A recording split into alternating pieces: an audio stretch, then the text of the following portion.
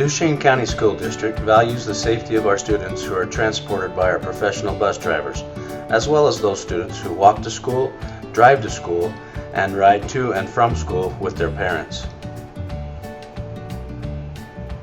At Roosevelt Junior High School, our buses load and drop off in the West Bus Loop, both AM and PM, and load in the PM on 200 South, directly to the north of the school.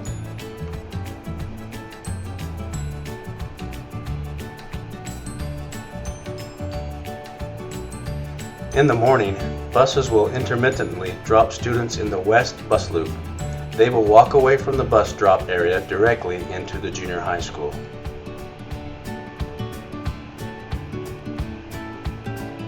Students who ride the bus in the afternoon will finish loading, and buses will depart from the same drop load West Loop and from 200 South.